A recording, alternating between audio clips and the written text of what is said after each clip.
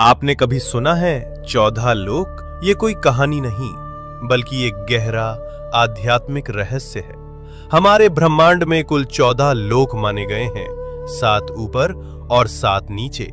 ऊपर के 7 लोक, इन लोकों में आत्मा ऊंचाई की ओर बढ़ती है, ज्ञान, शांति और मोक्ष की दिशा में। भूलोक, ये वो लोक है जहां हम सभी मनुष्य रहते हैं। इसे मृत्युलोक भी कहा जाता है, क्योंकि यहाँ जन्म और मृत्यु का चक्र चलता रहता है।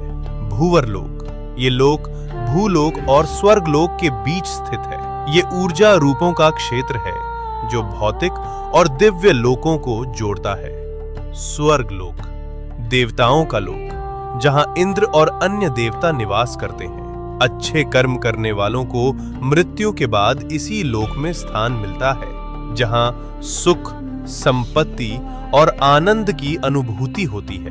महरलोक, ये दिव्य ऋषियों, तपस्वियों और महान आत्माओं का निवास स्थान है, जहां वशिष्ठ और विश्वामित्र जैसे महान ऋषि तपस्या करते हैं। जनलोक, इस लोक में वे आत्माएं निवास करती हैं जिन्होंने ज्ञान और ध्यान में परम सिद्धि प्राप्त की होती है।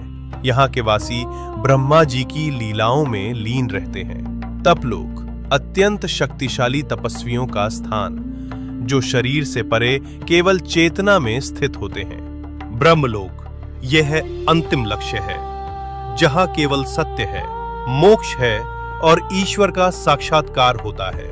इन ऊर्ध्व लोकों में आत्मा का जाना मतलब है धीरे धीरे शुद्ध और जागरूक होना। अब बात करते हैं नीचे के 7 लोकों की। यहाँ भोग, मोह और भ्रम ज्यादा होता है। अतल लोक, राक्षसों और मायावी शक्तियों का घर। वितल लोक, जहाँ कामनाएं और भोग हावी रहते हैं। सुतल लोक, राजा बलि का लोक। वे दानवीर थे, लेकिन उनमें अहंकार भी था। रसातल लोक, जहाँ भ्रम, लालच और अज्ञान का घना अंधेरा।